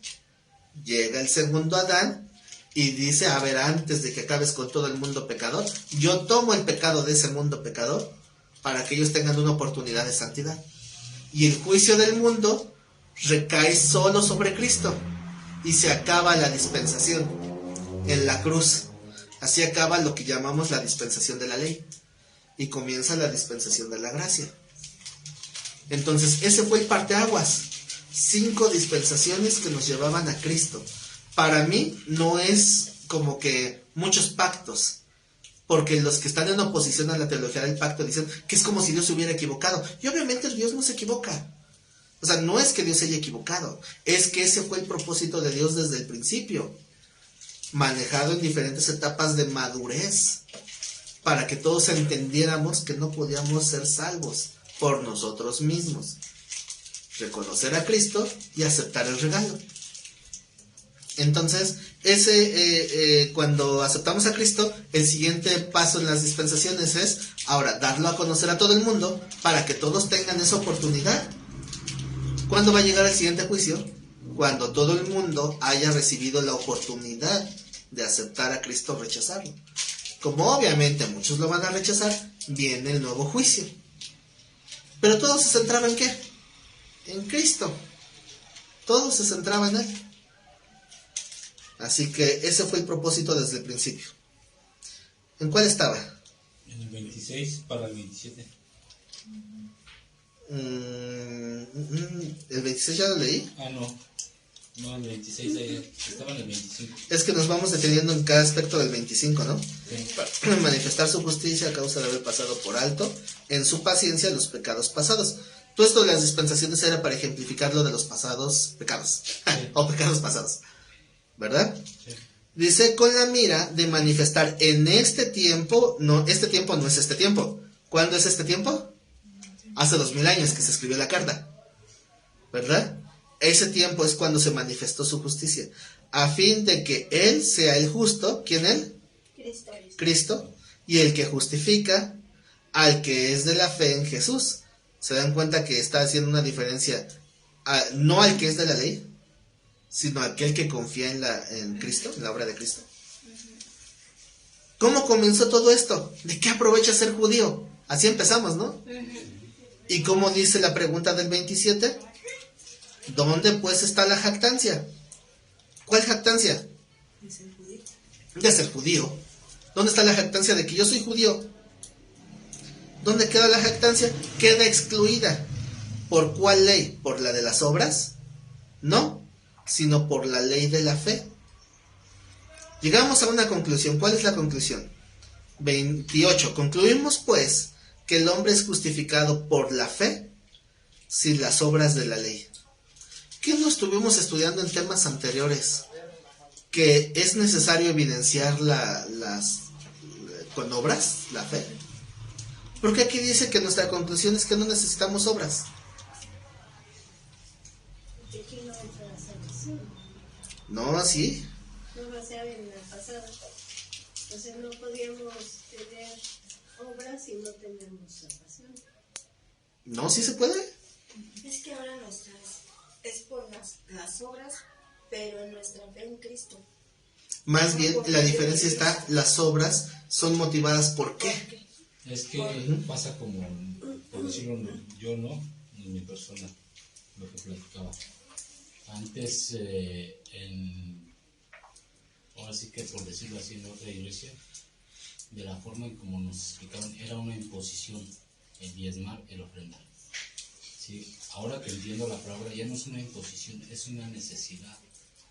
¿Sí? Y así lo mismo, cuando nos basamos a las obras por la ley, ¿sí? Son vacías al final de cuentas. Y ahora nuestras obras es por la necesidad, ¿sí? De estar en comunión con Dios. Así es. Sí. La diferencia es la motivación, Sí. el por qué hacemos las cosas. Muchas personas que confían en la ley hacen las obras por confiar en su salvación en la ley. Las obras que hacemos no son para confiar en la ley, sino es para evidenciar nuestra fe. O sea, obras puede haber con o sin fe, puede haber confiando en la ley o no confiando en la ley. El punto es, ¿qué lo motivó? Si mis obras son para ganarme mi salvación, ese es el punto que reprobamos. Si las obras son para evidenciar nuestra fe, entonces es diferente. Y por eso, ¿cuál es la conclusión aquí? Que el hombre es justificado por la fe, sin las obras de la ley. Pero cuando hablamos aquí de las obras de la ley, se refiere a todo lo que es ritualismo, se refiere a todo lo que es una imposición religiosa. Dice, ¿es Dios solamente Dios de los judíos? ¿No es también Dios de los gentiles? Esto les pesa a muchos judíos, ¿verdad? Porque piensan, es que este es nuestro Dios. O sea, la teología judía establece en todas las ramas del judaísmo, sin excepción, todas coinciden en un punto. Bueno, en varios, ¿verdad? Pero uno de los que coinciden todas es Dios creó a todo ser humano, todo ser vivo. Entonces, en esa lógica, ¿Dios es Dios de los judíos o Dios de todos? Y pese a los judíos, es Dios de todos. Y eso es lo que está hablando Pablo, ¿verdad? Porque esto nadie lo iba a debatir. Dice, ¿es Dios solamente de los judíos? ¿No es también Dios de los gentiles? Ciertamente también de los gentiles, porque Dios es uno. Y Él justificará por la fe a los de la circuncisión y por medio de la fe, ¿a quién? A los de la circuncisión. O sea que los judíos tampoco son juzgados por la ley. Depende del tipo de judío, el que creyó y el que no creyó. No, de todos modos. Es O que sea, viene siendo como que la circuncisión es la obediencia a Dios, ¿no? bueno, estar bajo los pactos de Dios. Ajá. Entonces, Es que ellos son juzgados por la ley en ese punto, ¿no? no, ¿qué acaba de decir? Porque ellos están bajo la ley. No, Ya no. es que el propósito es que nunca se sometieran a la ley para ser salvos, sino que se sometieran a la ley por amor a Dios. Y eso es lo que nunca había cambiado. Ellos estaban errados en ese Sí, aspecto, lo que ¿no? está intentando Pablo es hacerles entender ese punto que siempre había sido así, Sí, es cierto. que nunca tenían que haber confiado en la ley para ser salvos, sino que tenían que haber visto en la ley su incapacidad para ser salvos y que por lo tanto confiaran en la misericordia de Dios. Ese era todo el punto. Ellos tampoco, nunca en el Antiguo Testamento pudieron llamar a Dios Padre, hasta que Jesús vino y les dijo. Así es, no era normal que le llamaran Una Padre a falta Dios. de respeto. ¿Sí? Entonces dice, vuelvo a repetir el 30, porque Dios es uno y Él justificará por la fe a los de la circuncisión. Es decir, este regalo es para los de la circuncisión, pero no deja fuera a los gentiles, también para ellos. Ese es el tema del versículo 30. Por medio de la fe a los de la incircuncisión. Luego, ¿por la fe invalidamos la ley? Este punto es bien importante, porque en muchas iglesias ya no usan el Antiguo Testamento. ¿Se han visto que en iglesias quitaron el Antiguo Testamento? Porque dicen, la ley ya fue abrogada, ahora estamos bajo la gracia. El Antiguo Testamento es la ley, el Nuevo Testamento es la gracia. ¿Pero qué está diciendo Pablo? Entonces, como ya no vivimos bajo la ley, sino bajo la gracia, no porque haya cambiado, sino porque ahora yo lo entiendo diferente. Entonces, ¿la ley no sirve? ¿Es inválida? De ninguna manera. Y Pablo es enfático en decir, en ninguna manera, sino que confirmamos la ley. ¿Por qué? Porque la ley nos enseña que necesitábamos a Cristo. Entonces, al contrario, se complementa perfectamente. Y con más razón tengo que estudiar la ley del Antiguo Testamento para poder vivir dando gracias a Dios con una vida recta. Por eso la misma palabra dice, ¿no? Dice, lámpara es a mis pies tu palabra y lumbrera mi camino. Ajá. Y si no tenemos la palabra, pues nos quedamos sin lumbrera. Exacto. Y no discernimos dónde van nuestros pasos. Entonces, la ley cada vez más confirma que necesitaba a Cristo. Cuando viene Cristo, está confirmando la ley. ¿Por qué? Porque Cristo vino a darnos un ejemplo también de cómo es vivir La ley. la ley. Sí. en santidad y sin echarle la culpa a nada ni a nadie. Entonces, ¿ven qué bonito es esto? Y apenas es el capítulo 3. Pero ya nos pasamos al 4. Y con eso terminamos por hoy. Ya el 4 lo veremos dentro de 8 días a la misma hora y por el mismo canal. Así que dejen un like, compartan este video.